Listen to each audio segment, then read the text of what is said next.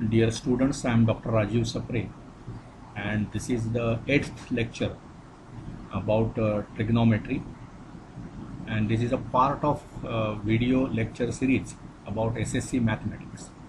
See, in the previous lecture, we were stuck up with one problem. It was this: sec raised to 4 theta, right, minus cos raised to 4 theta. This was the 7th problem, is equal to 1 minus 2 cos squared theta, and we tried to prove.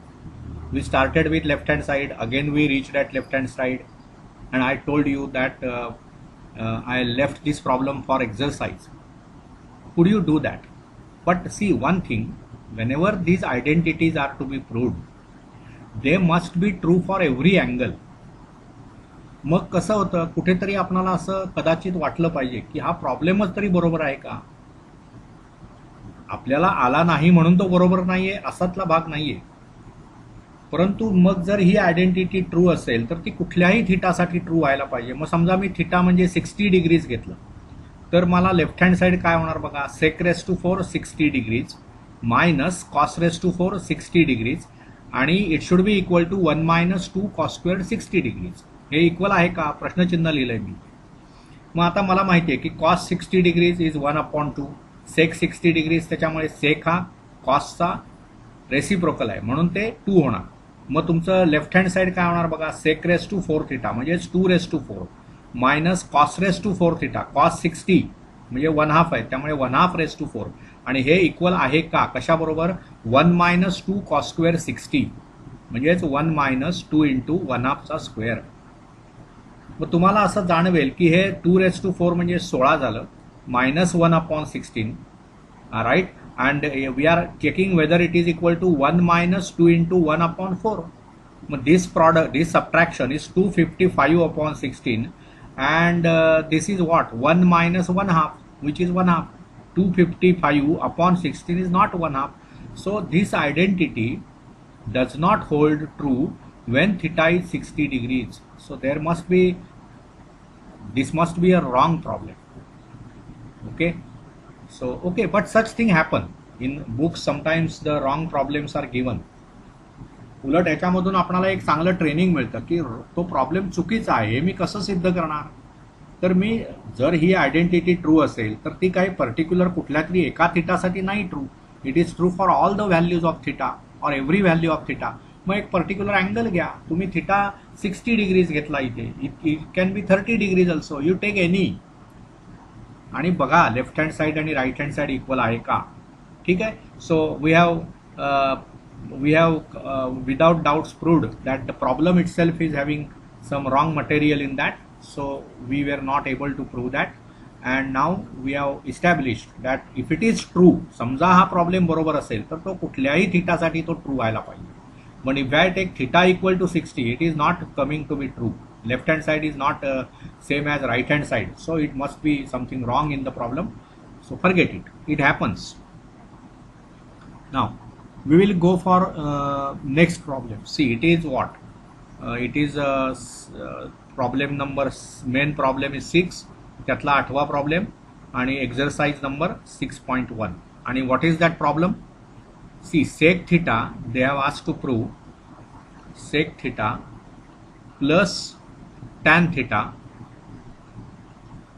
okay, and the right hand side is cos theta divided by 1 minus sin theta. आता इथे तुम्हाला असं जाणवलं पाहिजे की आपण right hand side पासून सुरुवात करावी, कारण डिनॉमिनेटर निर्माण करण्यापेक्षा डिनॉमिनेटर घालवणं किंवा तो सिम्प्लिफाय करणं हे सोपं जातं. सो आणि बघूया RHS, suppose I start. As I told you, these problems have no particular bulldozer type technique. तुमची विचारशक्ती, तुम्ही कसं प्रॉब्लेम पुढे डेव्हलप करत नेता, याला इथे इम्पॉर्टन्स आहे. So cos theta upon 1 minus sine theta. आता बघा, हा जो तिसरा प्रॉब्लेम तुम्ही सोडवला तशीच ही सिच्युएशन आली. डिनॉमिनेटरला तिथे रूट मध्ये होतं, इथे विदाउट रूट आहे. काय केलं होतं आपण त्यावेळी, multiplied numerator and denominator by 1, इथे 1 मायनस साइन थिटा आहे, so we multiplied and divided by 1 plus sine theta. त्यामुळे काय होणार बघा, cos theta divided by 1 minus sine theta to that we will multiply by 1 plus sine theta and divided by 1 plus sine theta. Now we are multiplying by 1. आपण 1 ने गुणल्यानंतर value तीच राहते. मग आता हे कसं होणार बघा.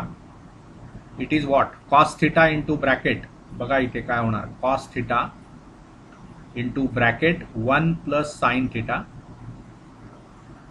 आणि divided by 1 minus sine theta 1 plus sine theta. A minus B A plus B. So A square minus B square.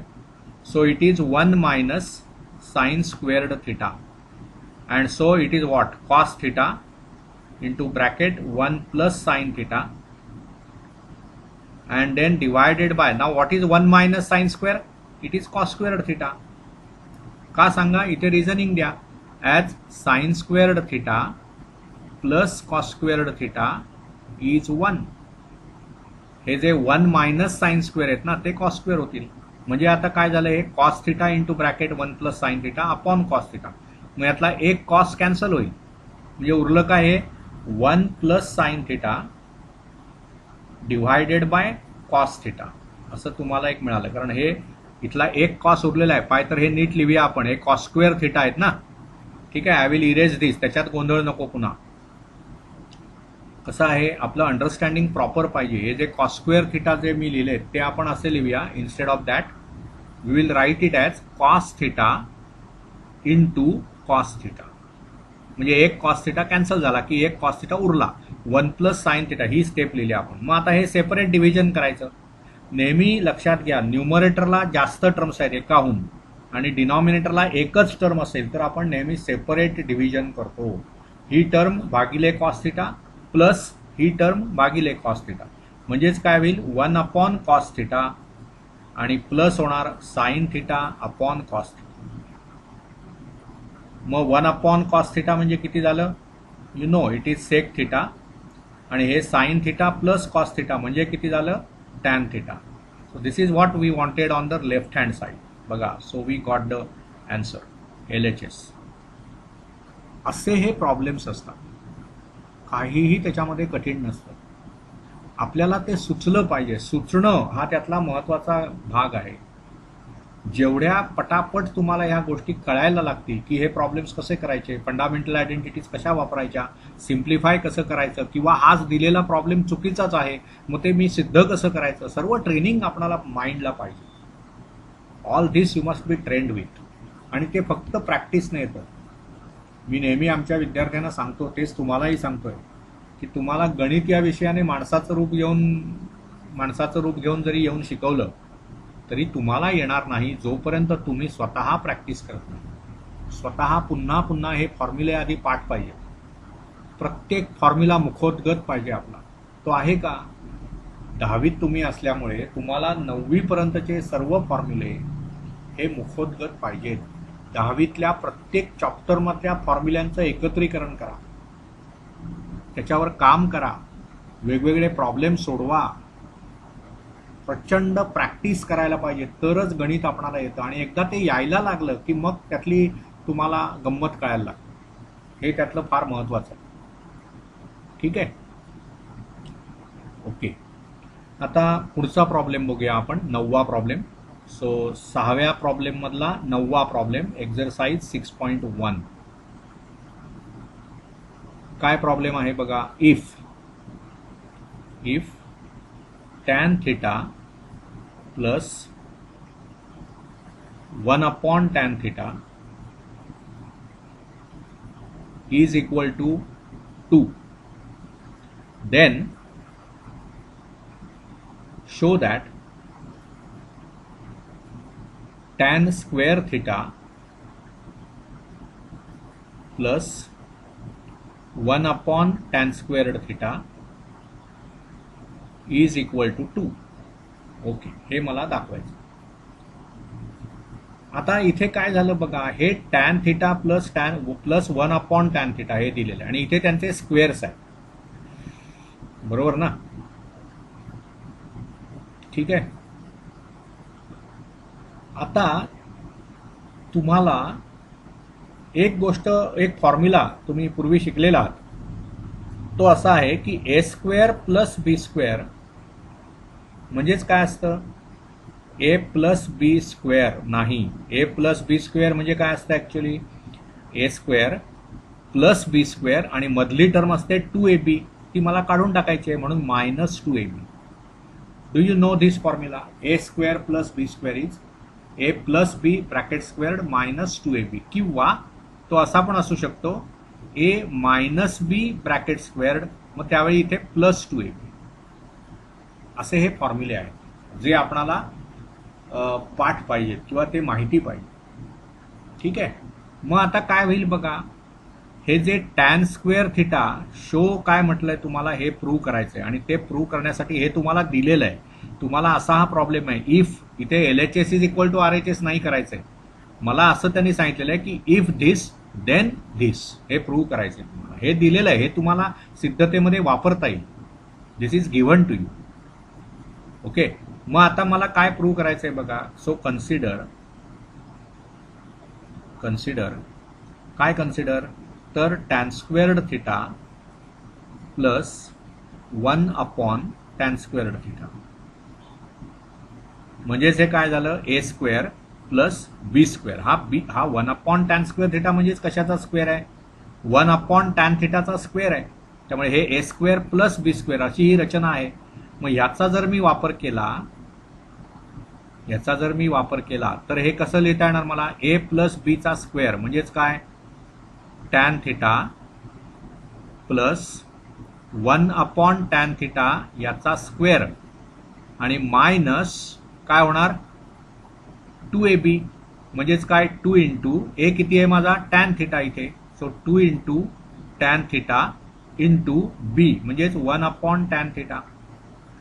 ठीक आहे, मग हे बघा, म्हणजे आता काय होणार, तुम्हाला इथे आता पहिल्यांदा ह्या गोष्टीचा वापर करा. टॅन थिटा प्लस 1/टॅन थिटा म्हणजे 2 आहेत, त्यामुळे ही जी क्वांटिटी आहे ही 2 आहे. So this is equal to 2 square minus 2 into, आता काय होणार, टॅन थिटा आणि 1/टॅन थिटा यांचा गुणाकार म्हणजे टॅन थिटा इथलं कॅन्सलच होईल, 2 इंटू 1 हे, म्हणजे हे 4 मायनस 2 झालं म्हणजेच 2 झालं. So this is what you wanted to prove. बघा किती सुंदर प्रॉब्लेम आहे. इथे काहीतरी दिलेलं आहे तुम्हाला, म्हणजे इथे आता तुम्ही जे हे टॅन बघा, इथे टॅन थिटा प्लस 1/टॅन थिटाचा स्क्वेअर तुम्ही 2 स्क्वेअर लिहिला तर इथे तुम्हाला लिहावं लागेल ॲज टॅन थिटा प्लस 1/टॅन थिटा इज 2. तुम्हाला हे दिलेलं आहे म्हणून इथे तुम्ही 2 टाकलात. तुम्ही ज्यावेळी एखाद्या प्रॉब्लेम सॉल्व्हिंगच्या एखाद्या स्टेपला तुम्ही काहीतरी सबस्टिट्यूट करता, इथे तुम्ही काय केलं, टॅन थिटा प्लस 1/टॅन थिटाच्या ऐवजी 2 टाकलं. सबस्टिट्यूशन करणं म्हणजे त्याच्या ऐवजी ही व्हॅल्यू टाकली. ही का टाकली आपण, तुम्हाला कोणी सांगितलं टॅन थिटा प्लस 1/टॅन थिटा म्हणजे 2 आहे म्हणून, तर ते दिलेलं आहे, तुम्हाला, म्हणून तुम्ही लिहिलं, हे लक्षात घ्या. As it is given we are using that. गणितामध्ये एक गोष्ट आधी लक्षात घ्या, जर एखादी गोष्ट दिलेली आहे तुम्हाला त्या प्रॉब्लेमच्या स्टेटमेंटमध्ये आणि ती न वापरता तुम्ही असा दावा केलात की तो मी प्रॉब्लेम सोडवला, 100% ते चुकलेलं असणार. कारण mathematics is a precise science. तुम्हाला प्रॉब्लेमच्या स्टेटमेंटमध्ये अशी एकही गोष्ट दिलेली नसणार की जी वापरावी लागणार नाही. त्यामुळे खूप वेळा आम्ही असं सांगतो मुलांना की तुम्हाला जर तो प्रॉब्लेमच्या सर्व स्टेप्स कळायला पाहिजे असतील तर दिलेल्या गोष्टी मी कुठे कुठे वापरल्या, किंवा ही एखादी गोष्ट दिली नसती तर मला ते सिद्ध करता आलं असतं का, याचा विचार करा. This is how mathematics is learned. See, mathematics is not just only writing down whatever is written by the teacher on the blackboard and learning it by heart. ते पाठ करणं, हल्ली काय शब्द वापरतात त्याच्यासाठी, रट्टा मारला. ते रट्टा मारून मॅथमॅटिक्स येत नाही. रट्टा मारून मॅथमॅटिक्स असं यायला लागलं असं तर बघायला नको. आपले पाढे पाठ नसतात, आपल्याला सूत्र पाठ नसतात, मग कसं येणार आपणाला. We should be well versed with every formula that is expected from you. लक्षात घ्या. त्यामुळे हा विषय अतिशय लॉजिकल आहे, अतिशय प्रिसाईज आहे. कधी जर आपण खूप अभ्यास केला, आपण ते समजावून घेतलं तर तो सोपा आहे, नाहीतर हा विषय सोपा नाहीये. ओके, ठीक आहे. Will go further. This I will erase. I hope you have noted this and I hope you understood what is done in this particular problem. Okay. Okay. Now we will proceed further. ठीक आहे, या गोष्टी बाकीचे काही problems आहेत, आपण ते काही वेळानंतर करू. प्रत्येक वेळी हेच असेच प्रॉब्लेम करत राहिलात की तुम्हाला कंटाळा येईल. ठीक आहे. आता त्याची ॲप्लिकेशन्स आपणाला बघायची. ॲप्लिकेशन्स ऑफ ट्रिग्नॉमेट्री लक्षात घ्या. Now what we are trying to work on, आपण ते सर्व प्रॉब्लेम सोडवूयाच, no doubt. So it is now applications of trigonometry. तुम्हाला तुमच्या सिलेबसमध्ये 2च ॲप्लिकेशन शिकायचे आहेत, परंतु there are lots of applications of the trigonometry. तर ती शिकताना कसं आहे बघा, त्यांनी इथे तुम्हाला डिस्क्रिप्शन पण दिलेलं आहे की एखादं समजा आता काय असं एक समजा हे इथे झाड आहे, स्कीमॅटिक फिगर काढूया. ओके, आणि इथे कुठेतरी काय म्हणता येईल आपणाला, एक समजा ही नदी आहे, समजा दिस इज रिव्हर, आणि त्याच्यामध्ये इथे कुठेतरी एक होडी आहे लहानशी अशी. ओके, मग त्या टॉप ऑफ द ट्री पासून एखादा ती होडी बघत असेल,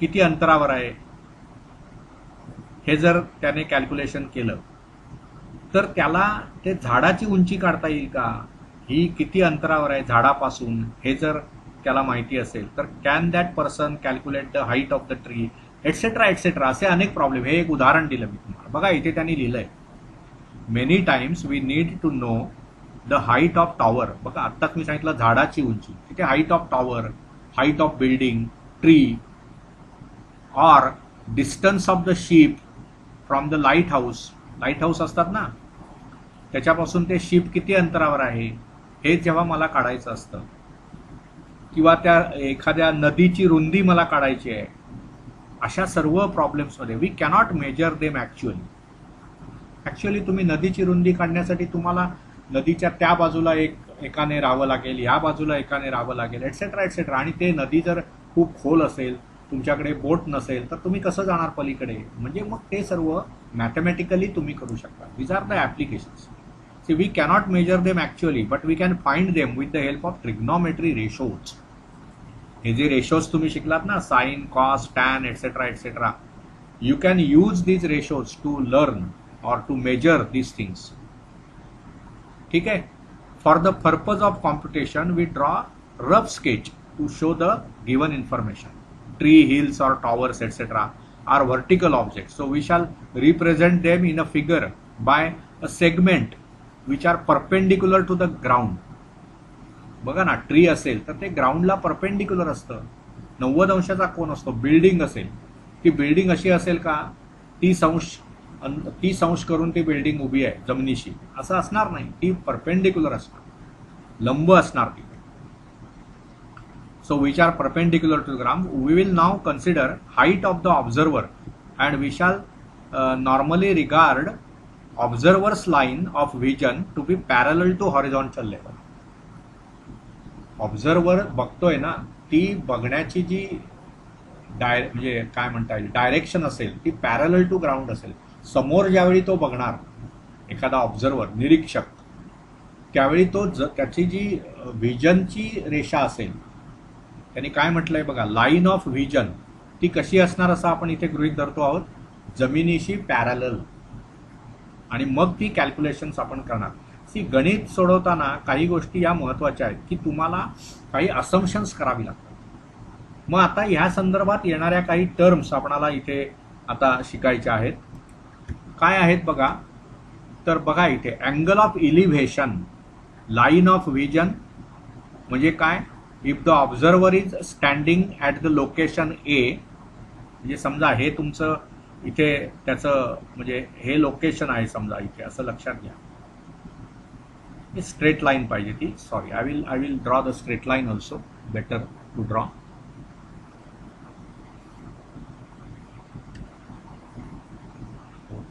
straight line we have to draw. So this is a straight line. ठीक आहे.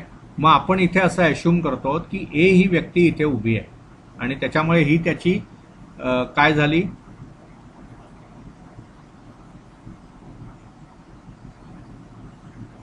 Line of vision. म्हणजे ही हॉरिझॉन्टल लाईन आहे ना, ही हॉरिझॉन्टल लाईन आहे. हॉरिझॉन्टल याचा अर्थ जमिनीशी समांतर, हॉरिझॉन्टल लाईन.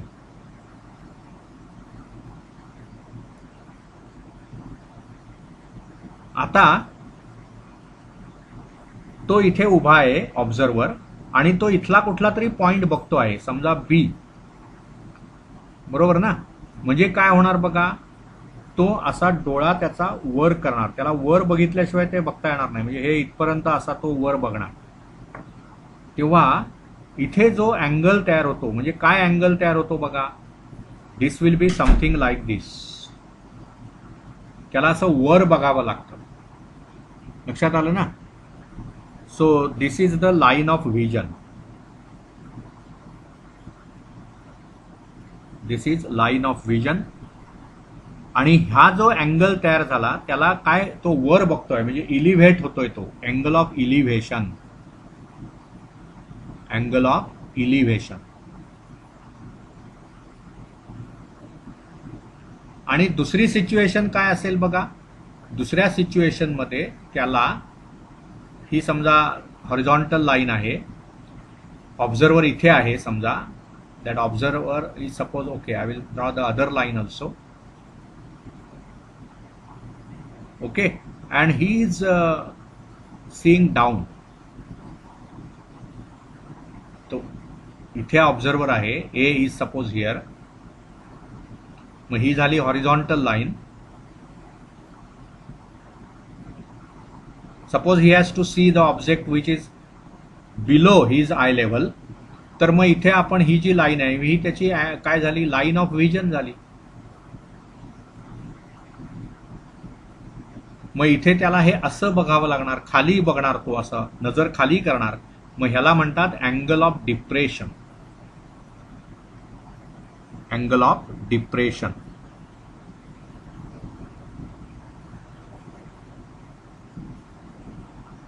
त्यामुळे साधं लक्षात घ्या, ज्यावेळी तुम्ही वर बघता त्यावेळी अँगल ऑफ इलिव्हेशन, खाली बघता त्यावेळी अँगल ऑफ डिप्रेशन. आणि हे अँगल ऑफ इलिव्हेशन आणि अँगल ऑफ डिप्रेशन हे कशाच्या संदर्भात आहेत, हॉरिझॉन्टल लाईनच्या. म्हणजे ती जी व्यक्ती आहे ती बिल्डिंगच्या टॉपला उभी आहे आणि ती खालून रस्त्यावरून जाणारी एखादी गाडी ऑब्झर्व करत असेल तर तो समोर बघून त्याला ती गाडी दिसेल का, नाही, त्याला दृष्टी खाली वळवावी लागेल. किती अँगलने तो खाली वळवणार, तो अँगल म्हणजेच angle of depression.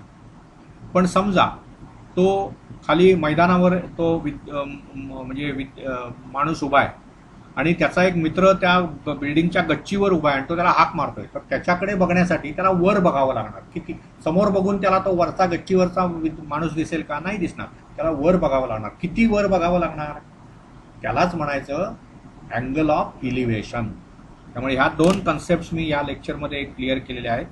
We will continue with these things in the next lecture. Angle of elevation म्हणजे काय, दॅट वी हॅव लर्न. आणि अँगल ऑफ डिप्रेशन म्हणजे काय. अँगल ऑफ इलिव्हेशन हा विषय कधी अस्तित्वात येतो, ती व्यक्ती वर बघत असेल तर. अँगल ऑफ डिप्रेशन हा विषय कधी अस्तित्वात येतो, तो ती व्यक्ती खाली बघत असेल तर. या दोन गोष्टी चांगल्या समजावून घ्या, so that you can solve some problems depending on these issues. Okay, so we will stop here. Thank you.